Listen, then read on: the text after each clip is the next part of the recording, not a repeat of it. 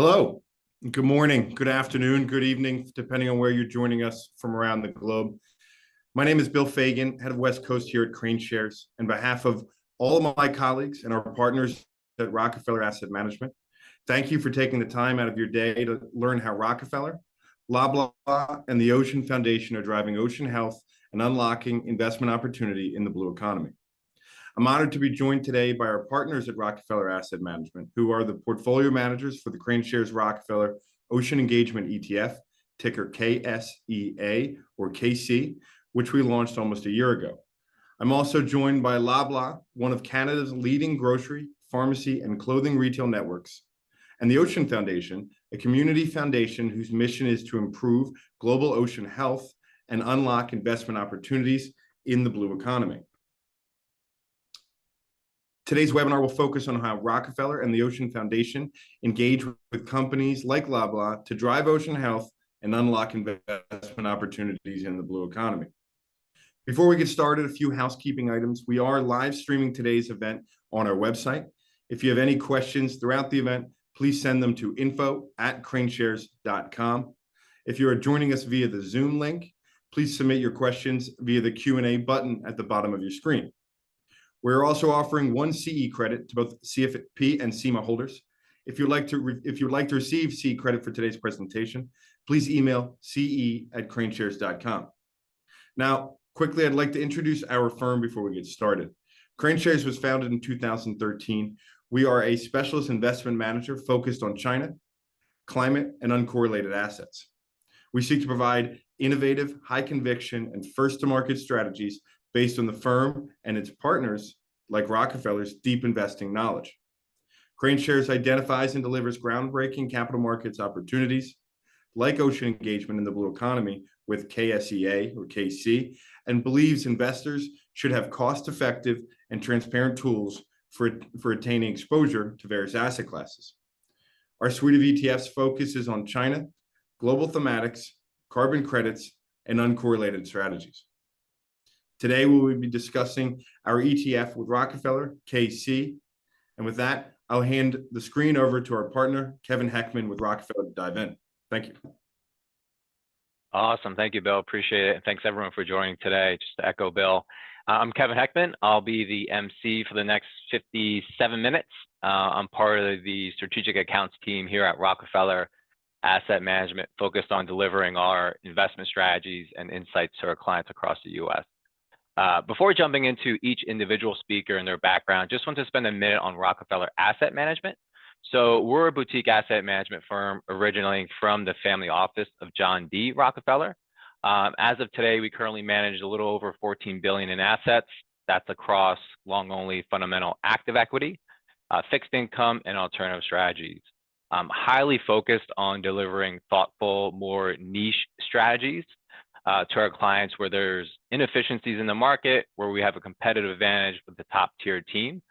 Speaking of that, we believe that the ocean engagement strategy is a great example of this, given its focus on the blue economy, their portfolio managers and their experience in this space, and our history and impact space that goes back over 40 plus years. So today's conversation will feature Emily Claire Mackey-Falvell from Rockefeller, Emma Race and Sandra Kessler from Loblaw Sustainability Team, and Katie Thompson from the Ocean Foundation. And just to spend a couple minutes today before we get started, Emily Claire is an engagement analyst here at Rockefeller, where she's focused on creating long-term shareholder value and catalyze positive change. She conducts engagements across consumer staples, financials, healthcare, industrial, and utility sectors. Prior to joining Rockefeller, she served as an ESG custom research analyst at ISS. And then earlier in her career, she was a sustainability consultant at the Smithsonian Institute Center for Folklife and Cultural Heritage, and an ESG analyst at Berger Capital Management. On the Loblaw side, we have Emma Race. Emma has almost 2 decades of experience in ESG and corporate social responsibility strategy. She's a senior director of sustainability and social impact at Loblaw. In her role, she leads initiatives to advance the company's environmental and social commitments, including plastic waste, eliminating food waste, and achieving net zero emissions. Working with Emma is Sandra Kessler. Sandra has been at Loblaw for almost 16 years and is a vice president of ESG integration and reporting. She's held various roles within Loblaw on the enterprise risk management and internal audit team, and started her career at PricewaterhouseCoopers. Last, certainly not least, Katie Thompson. Katie is the program manager of the Ocean Foundation's Caribbean Marine Research and Conservation Initiative. She manages the projects in the wider Caribbean and Gulf of Mexico, focusing on marine conservation, habitat restoration, environmental policy development, community livelihoods, and species protection. It's a lot. Katie has a master's in marine affairs from the University of Washington, specializing in community-based conservation and nonprofit management. Needless to say, that is a great group of people to talk about ocean health and how we can unlock the investment opportunities in the blue economy. So I think to get the ball rolling, it would be great to spend a little bit of time to kind of lay a foundation and talk more high level about the engagement team here at Rockefeller, as well as a higher level overview of the Ocean Foundation and Loblaw. So Emily, why don't you start it off? Thanks, Kevin. And yes, very glad to be here. One of my favorite topics to discuss is ocean health. And it's especially exciting when we have such positive progress to talk about as well. So as Kevin mentioned, I sit within the engagement team here at Rockefeller. We are an extension of the investment team. So we work hand in hand with our portfolio managers and our fundamental equity analysts, as we are a completely ESG integrated team here at Rockefeller Asset Management. With that, how does my role differentiate from the fundamental equity analysts? Well, we see engagement across a number of categories.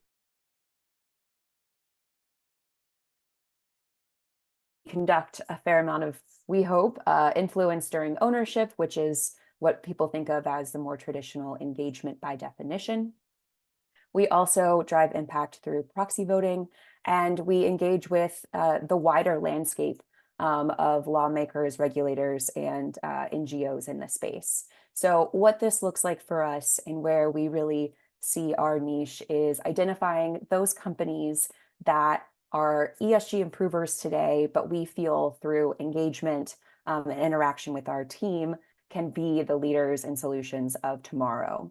So within the context of oceans and ocean health, we're speaking, really specifically to those firms who have a direct impact on pollution prevention, things from chemical to seismic to the actual plastic water bottles you see on a daily basis, as well as those companies that have an impact on ocean conservation, thinking through overfishing and unregulated fishing, all the way through to depletion of ocean resources, coastal development, and everything that falls within that umbrella. To do this, we do rely on our Rockefeller network to a large extent. We have a number of experts on our team, but we are really more powerful and effective when we get to leverage partners like the Ocean Foundation and other folks that we've known and built relationships with throughout Rockefeller's history.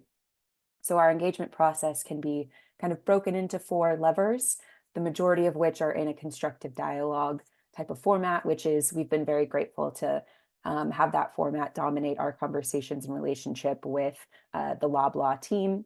We'll also engage in official letters to leadership teams and to some of those more landscape players that I mentioned earlier. We will also collaborate with other institutional investors to drive change.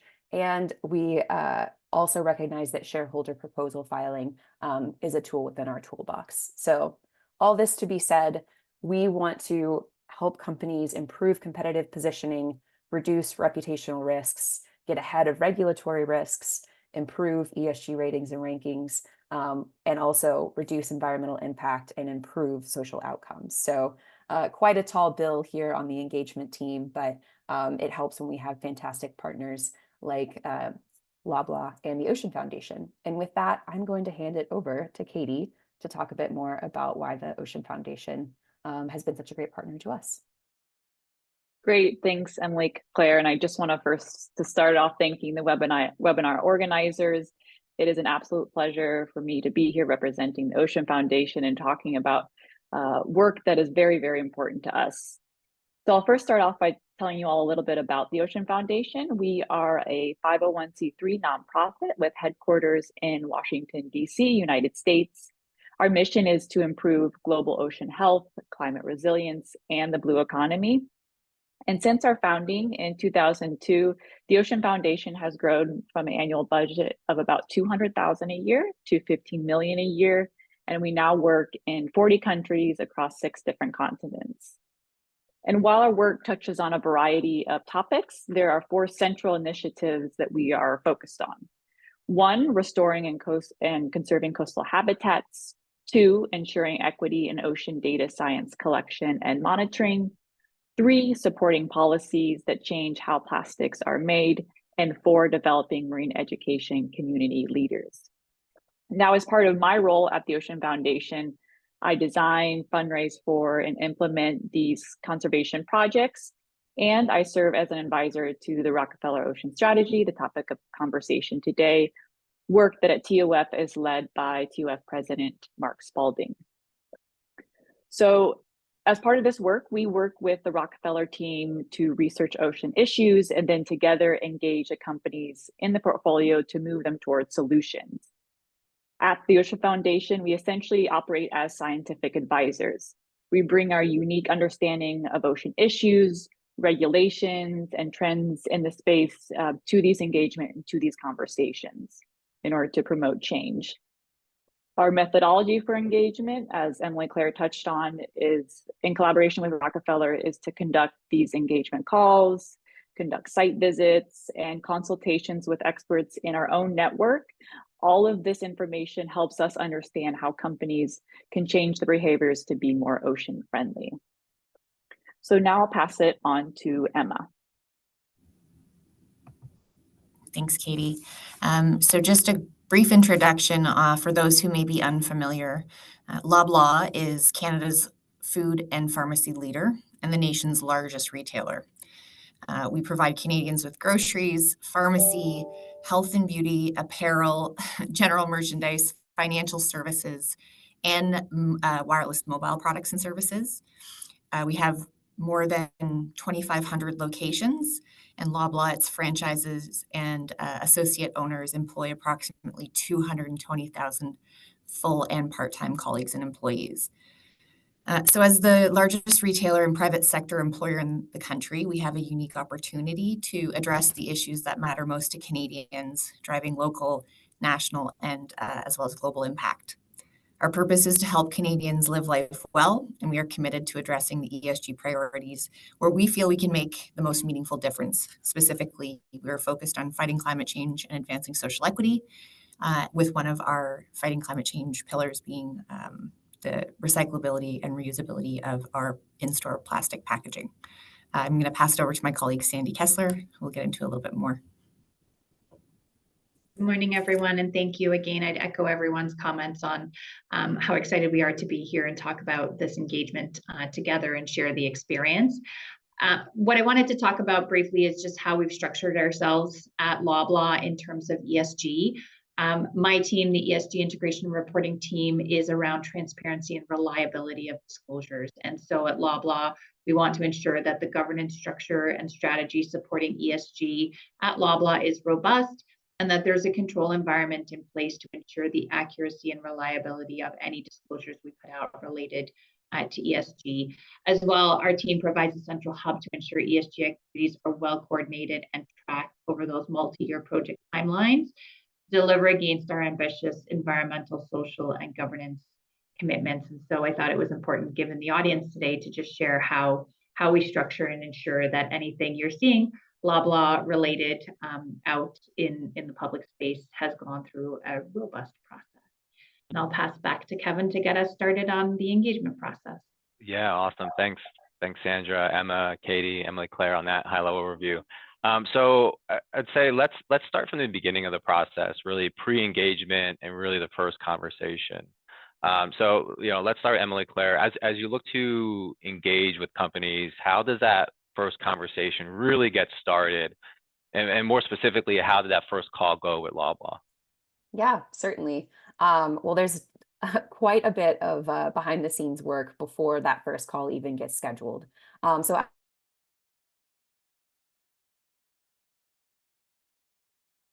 working hand in hand with our equity analysts and our PMs to understand from an investment thesis standpoint, how does ocean health come into the equation?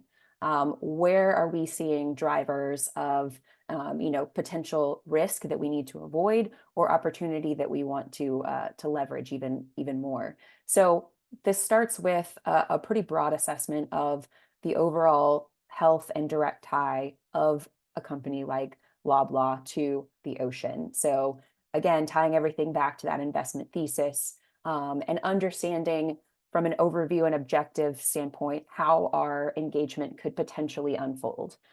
So we're thinking through all the granular activities we'd explore to achieve our theoretical engagement targets if we were to have everything move forward as planned, creating those targets themselves, and communicating an overarching idea of what we think our impact will be on the broader ocean landscape. So we do try and ensure that even though our engagement process is quite bespoke, we're also keeping in mind, say, the sustainable development goals that our broader impact will be tied to. And so we do this with a huge amount of research help from the Ocean Foundation, and really start to think through, and specifically in this case, the role that retail suppliers, these food and beverage retail suppliers, can have in the sustainability of the seas, and within that retailer role, their own selection of suppliers who can be known for operating in compliance with sustainable production and packaging practices can then create kind of an incentive or even a threshold to gain operation or partnership with these folks to continue relationships and really demonstrate that traceability, transparency, and compliance piece.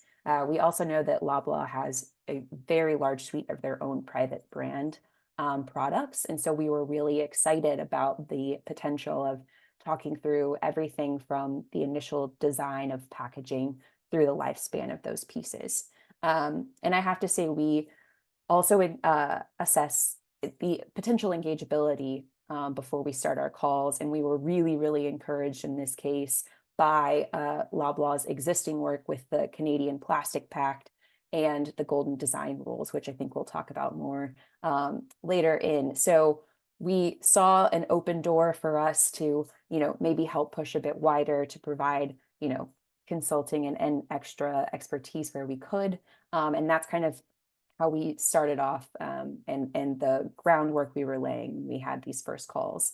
But I think I'm going to pass it over to Katie to get into a bit more detail about those first couple of calls. Katie?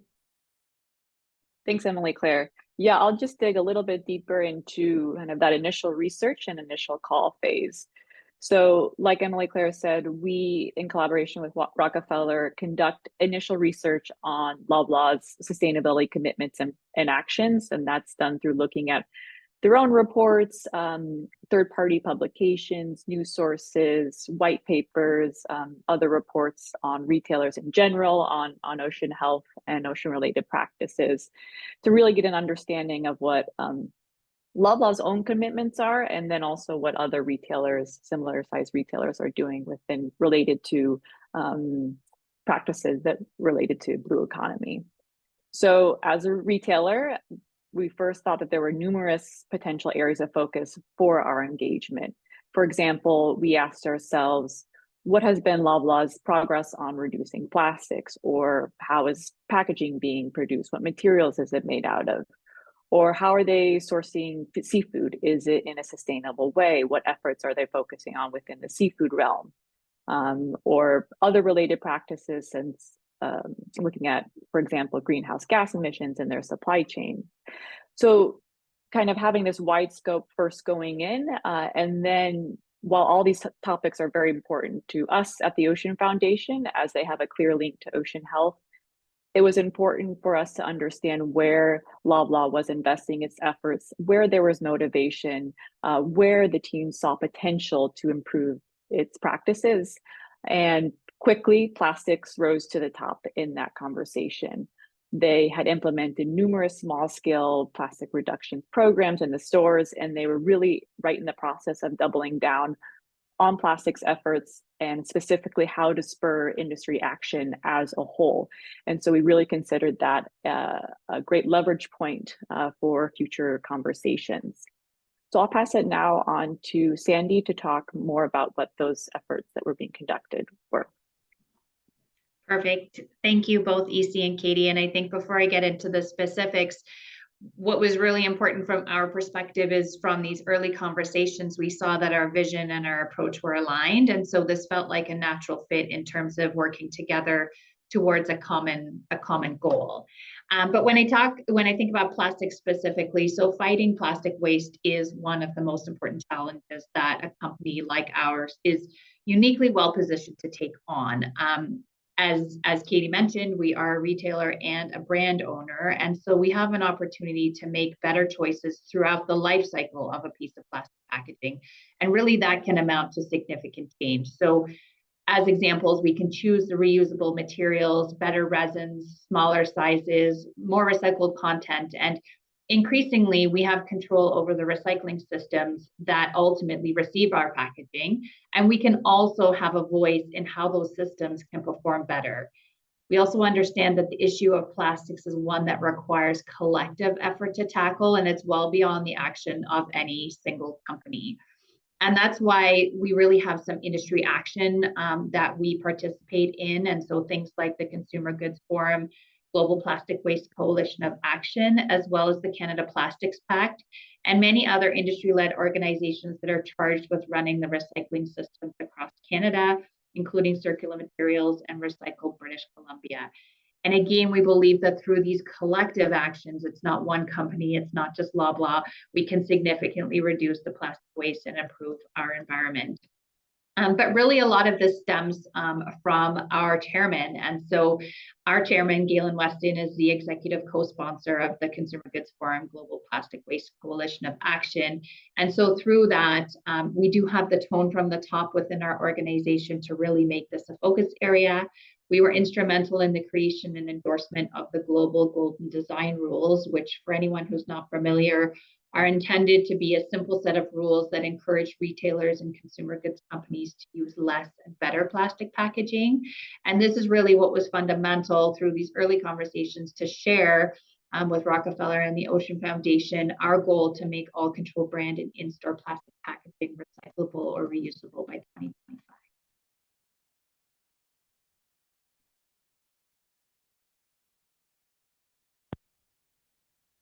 Awesome. So- Awesome. Thanks for that.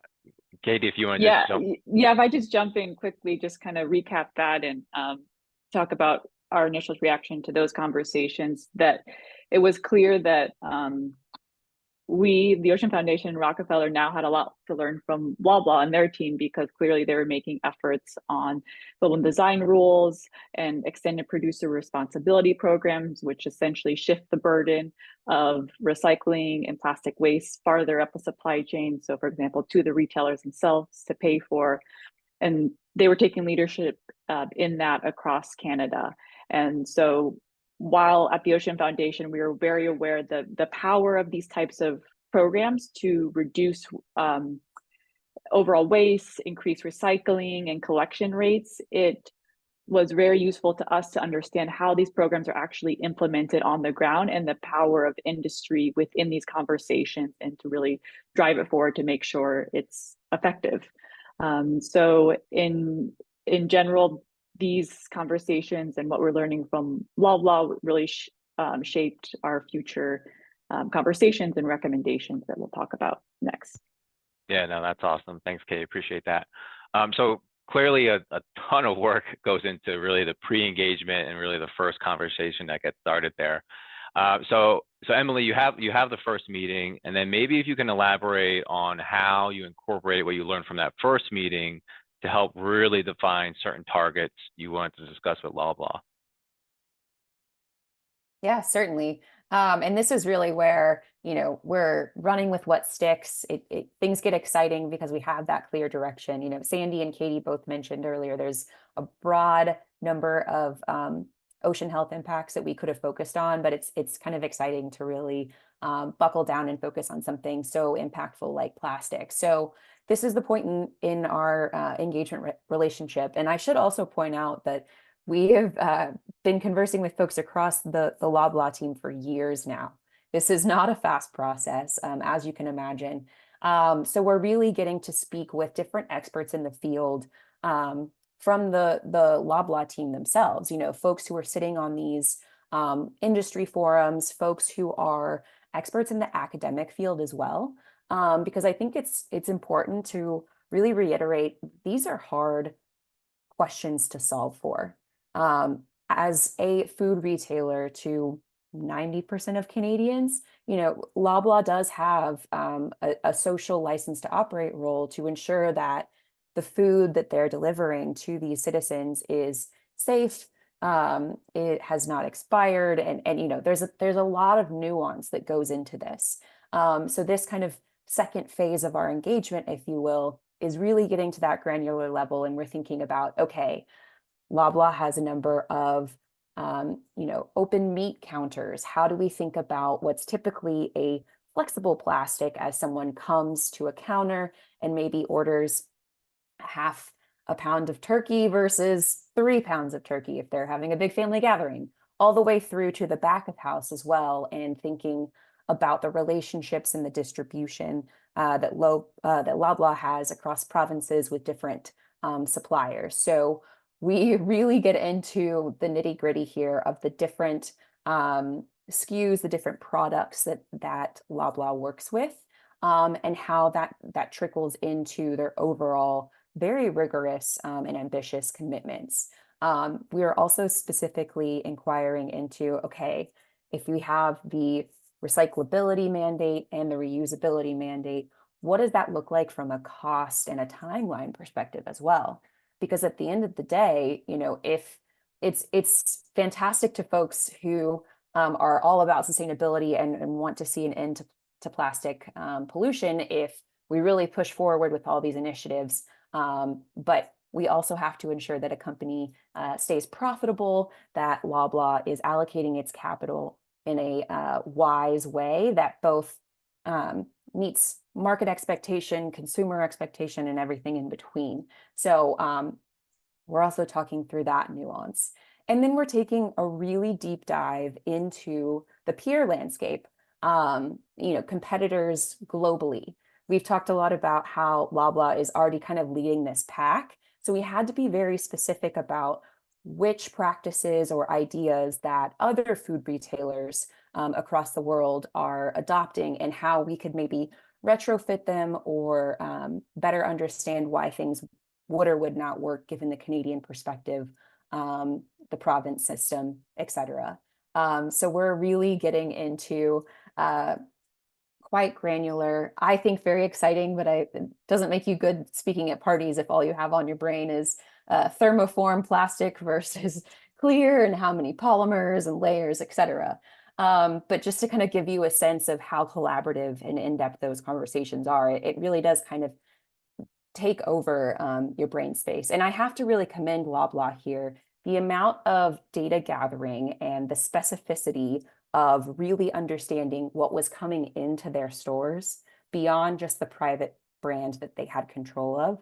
That's something that we really gained a lot of appreciation for, because it's a tall task, and you can't really know how you're going to spur a plastic reduction or really exhibit any other change if you don't know exactly what you're dealing with. So part of this time span of our conversations also aligns with Loblaw really going out and getting every detail and building their own plastics data book for themselves to really be able to move forward and grow their change.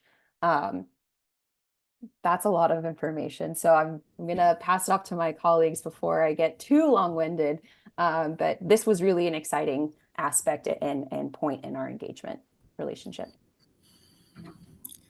Thank you for that, Emily Claire. I would just like to jump in and say, to reiterate much of what you've said, we were really, I think, inspired throughout the engagement with how aligned the thinking was with both Rockefeller, the Ocean Foundation, and Loblaw's thinking.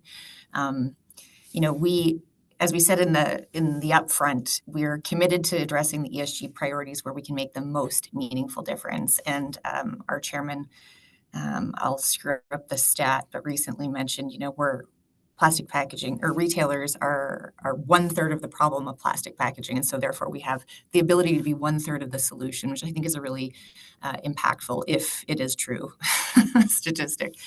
But as a food retailer, obviously, we felt that given our reliance on plastics, we could be very instrumental in solving this very large problem. So obviously, this engagement felt very natural. And we knew that in the Canadian context anyway, we could leverage our scale to make that difference. We also, as you mentioned, Emily Claire, recognize that plastic plays an integral role in food waste and quality. And so we didn't want to solve one problem and exacerbate a second problem in the value stream. As you mentioned, we have a ton of love and support for the Golden Design Rules, both through the co-creation, endorsement, and implementation in our own value chain. But more and more, we're also seeing the impacts of the extended producer responsibility. And so when we're talking about creating a value or a circularity with plastics, creating better plastics to then feed into a better recycle system will obviously net benefit all organizations. And so we have a tremendous amount of support internally and obviously through the group at Rockefeller and Ocean Foundation in creating those better plastics. And so we also want to say that from a global design rules perspective, they were meant to encourage other retailers. And so while we took a stance on that through our own control brand and in-store plastic packaging commitment, we also wanted to spur further change within the industry. So really, we took this engagement as a sign that we had an audience for this work.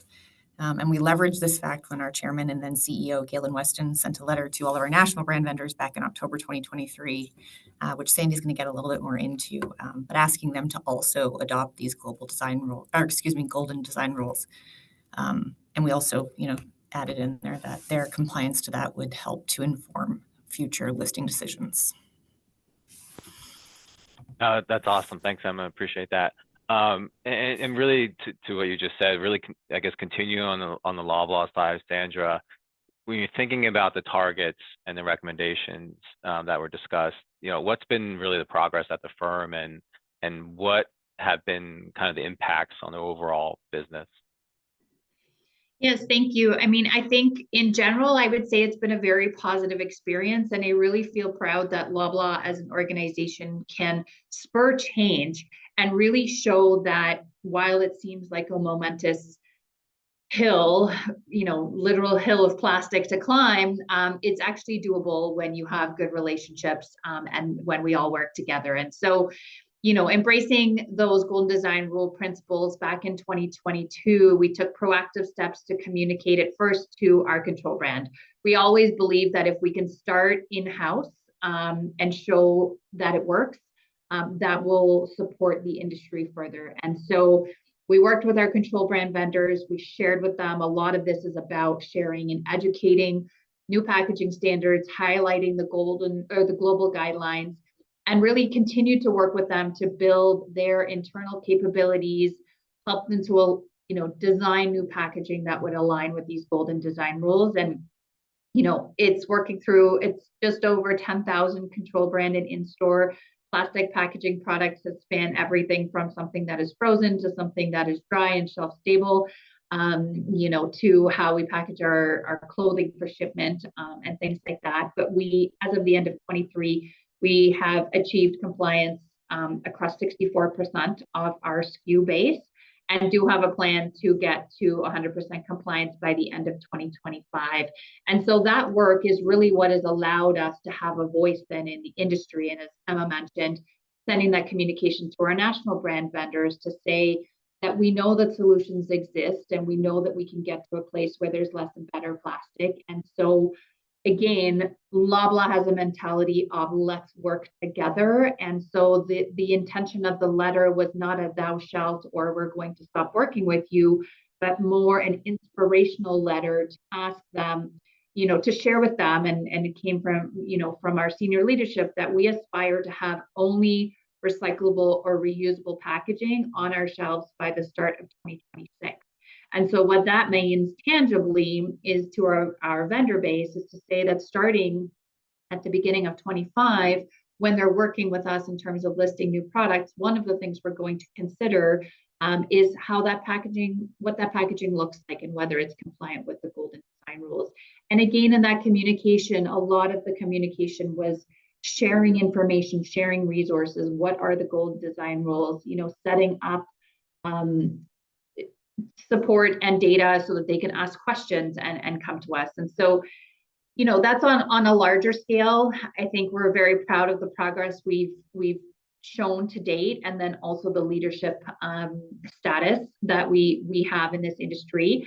But maybe what I'll do is I'll often this makes more sense when you bring it to light with tangible examples. And so I'm going to hand it over to Emma to just share, some examples of how plastic shows up in our business, and tangible examples of changes that we've made.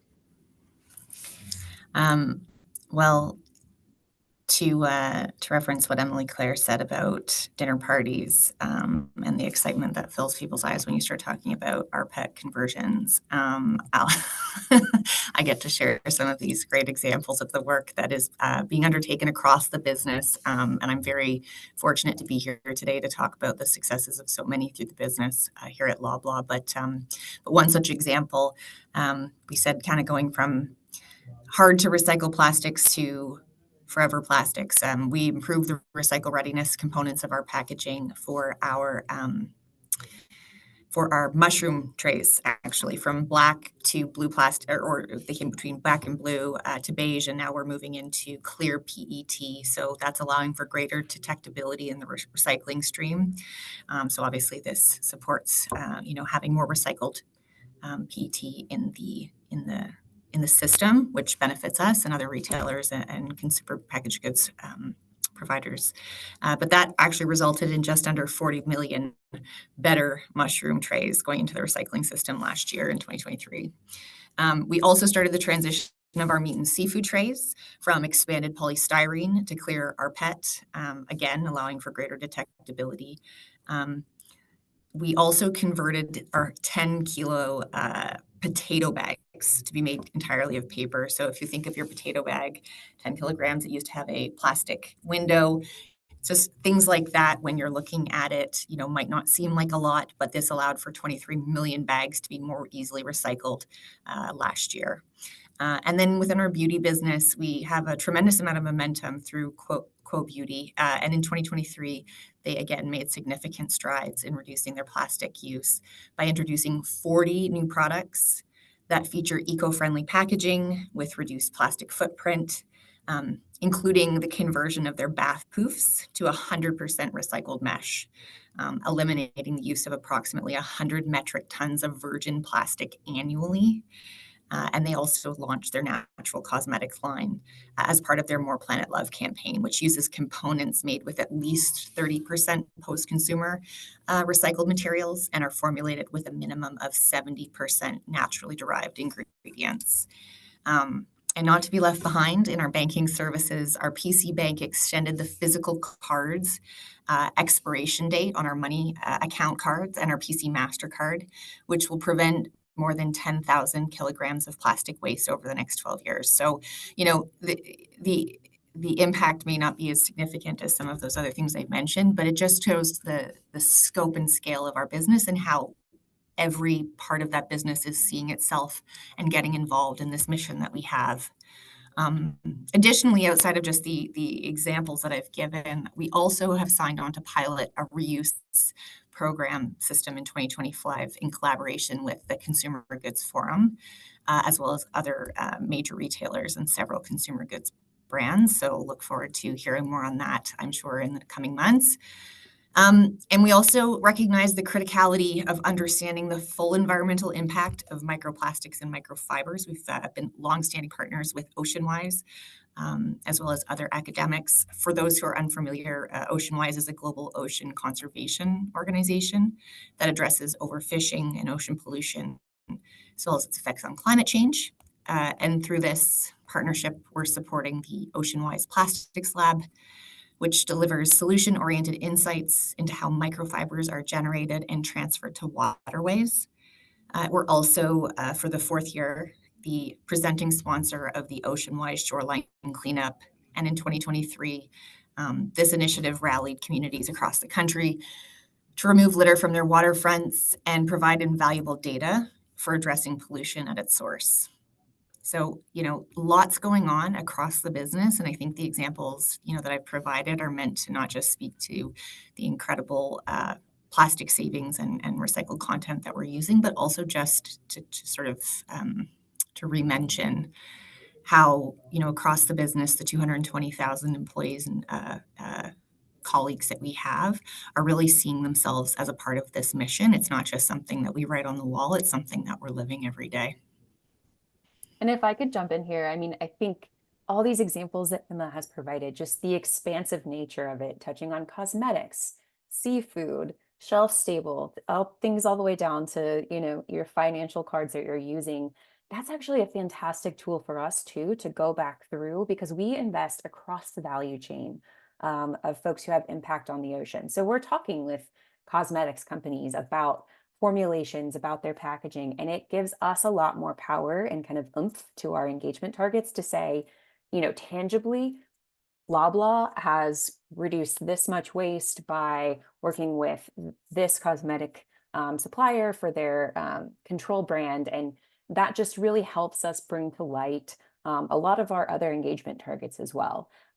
So while we're really, really glad that Loblaw can get a lot out of this relationship, I think we're also getting a lot out as well. And you can see those ripple effects across our other engagements too.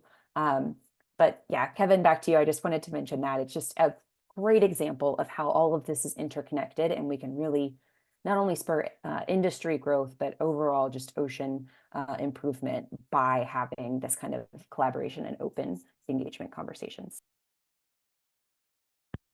Yeah, no, that's great. I think, Katie, if you just spend a little bit of time kind of thinking about like the next steps in the engagement process, I think that would be helpful for everybody. Sure. Yeah, I can start, and then Emily Claire can chime in as well.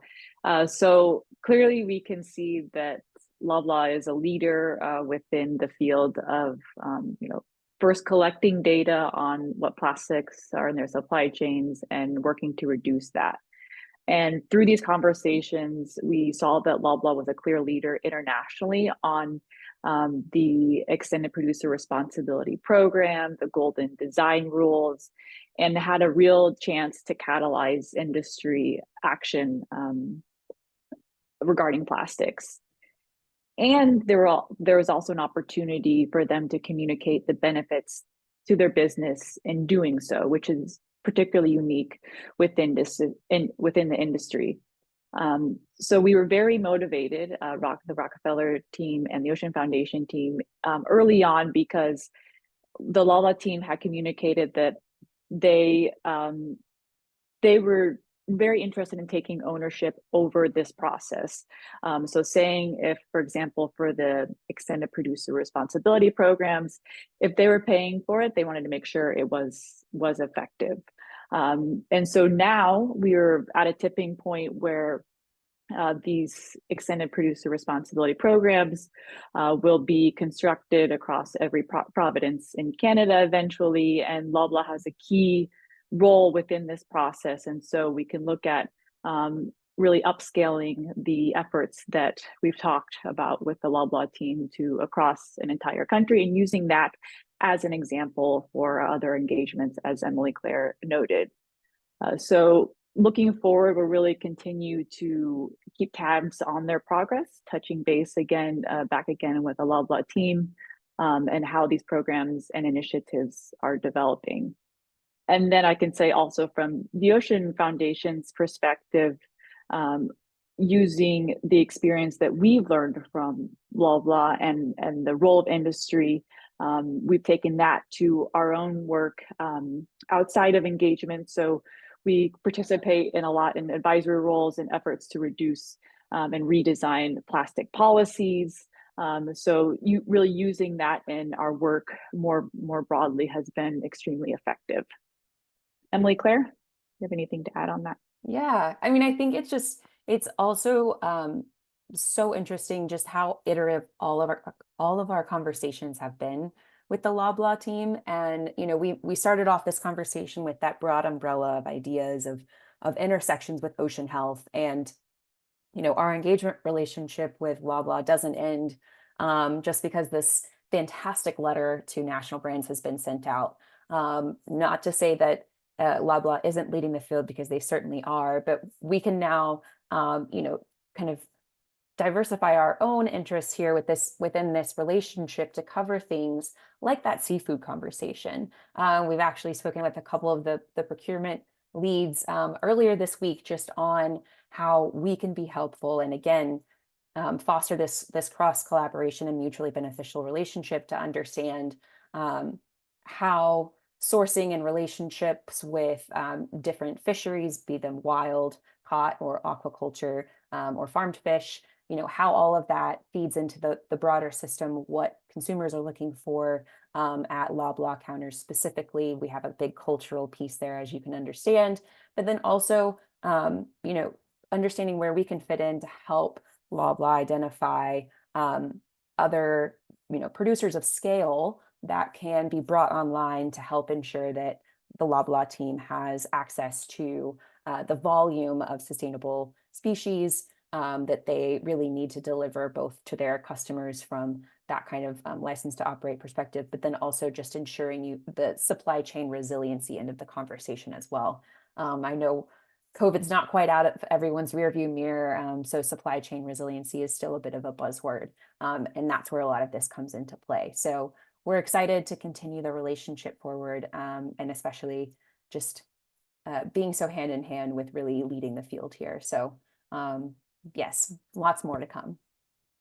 No, that's awesome. Thanks. Appreciate that. I mean, there's so many interesting things you all focus on, right? I mean, small things, like you said, like recycling mushroom trays and potato bags and things that I would never have thought of, like extending expiration on a credit card or a card to decrease plastic waste. It's pretty amazing. And again, these partnerships I think are so important because, as Emily, Claire just said, like everyone benefits, right? Given Loblaw's huge efforts, we can use their insights, their processes with all other companies that we talk with, and vice versa as well. So it's pretty amazing, I think. So just from like a Q&A standpoint, we're going to take some questions here that I think would be good. So from, I guess this would be more for Emily. So what do you do when companies are less receptive, right? So this engagement obviously went really, really well. You mentioned that Loblaw's team was already thinking about specific issues that brought up with the Golden Design Rule and Canadian Plastic Pact. But what happens when you call a company up or you try to talk to somebody and they send you over to voicemail, right? Not something that hard, but maybe something like that. Yeah, no, it's a super valid question. And, I wish all of our relationships were as fruitful and collaborative as we have with Loblaw, but that's, we live in the real world here, so not always the case. And I think that, speaks back to our different engagement tools that we have access to. So constructive dialogue being where about 90% of our engagement lives. But we recognize, as global investors across that value chain that I mentioned earlier, we've got language barriers to overcome. We've got cultural barriers where perhaps folks are a little bit reticent to speak to these really niche topics that we want to really unpack. And so we have to be creative. We're thinking through, okay, can we outline what we're really hoping to get from a relationship in an official letter that, gives a leadership team, an investor relations team, or a subject matter research department team the time to receive something, digest it, not have to be on the spot, especially in this age of video conferencing, and really kind of better understand and get more comfortable around what our ask is. And a big part of that is providing ourselves the space to explain too that we are engagement professionals. We are constructive in this engagement. There are a lot of folks in the field who do great work that are considered a bit more activist. And that those relationships can be a little bit less collaborative. So there's a time and a space for all things, but we often have to really explain, no, we're here to be partners with you. We're in it for the long haul as well. We're long only investors. So our time horizon is 3 to 5 to 7 years, depending on the name and the portfolio. But we'll also, we'll leverage our Rockefeller network as well. We did this a couple of weeks ago, actually. We happened to have some experts in the NGO field who we knew had a relationship with a relatively new holding of ours that we were having a hard time getting in contact with. And, we'll leverage those relationships where we can. We will join collaborative group efforts around certain engagement topic. And, if need be, if things really aren't going forward as planned, we will exercise our rights as shareholders through the more formalized proxy voting process. So we have our own custom proxy voting policy, so we can register our votes according to our sentiments. And we also have the ability to file or co-file shareholder resolutions, which we don't do very often, but it is a tool available to us. Thankfully, we haven't had to leverage it much, but we get pretty creative on the team to ensure, because, we just want to build a relationship. We love talking about the ocean. And Katie? Yeah, if I can just give kudos to Emily Claire and her team at Rockefeller, because as you can see, it requires this process requires a lot of patience and persistence. And so some of these companies, this is the first time that they've engaged with a team like ours.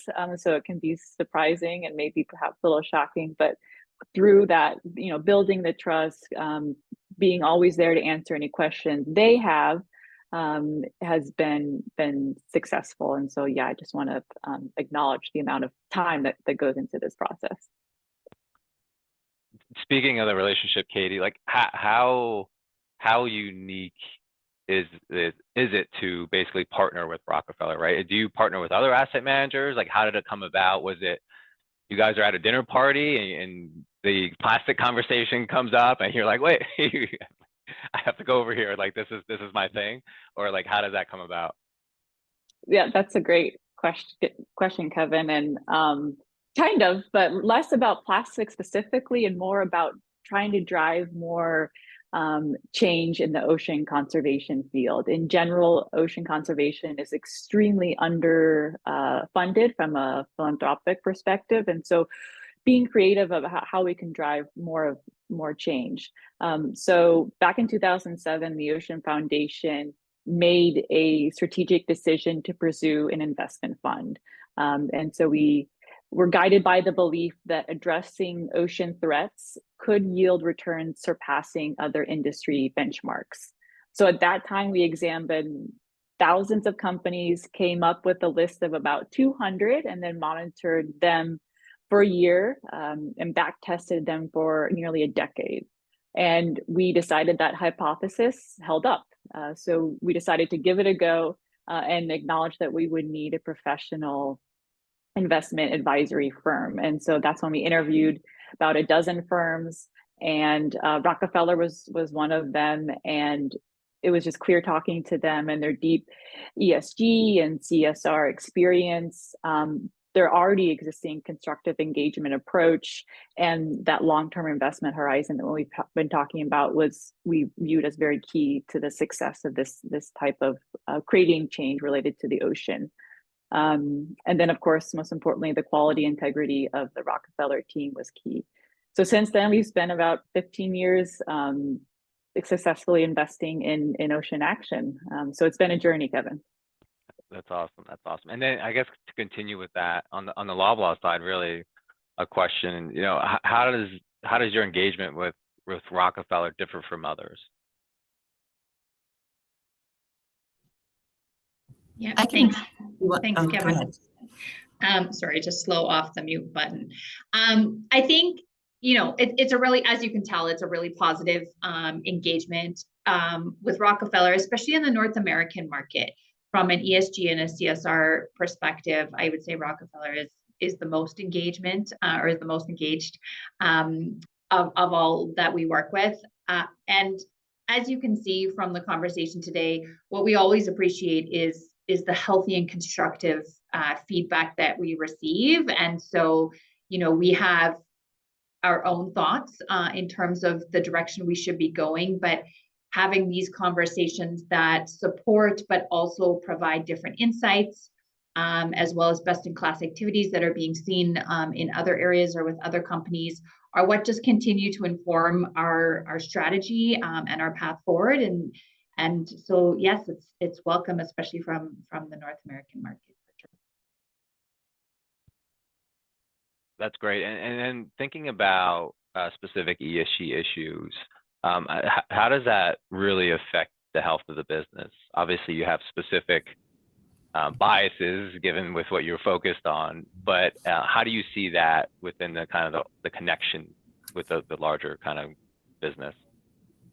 It's a really good question, and I think it's one we're being asked a lot lately. But really, we see the connection as being critical. I mean, ultimately, our response to addressing ESG issues contributes to the longer term business success and creates positive impact, obviously on society and environmentally, but also enhances our reputation and brand recognition, brand value, as we manage the risks and drive cost savings, or longer term driving cost savings potentially.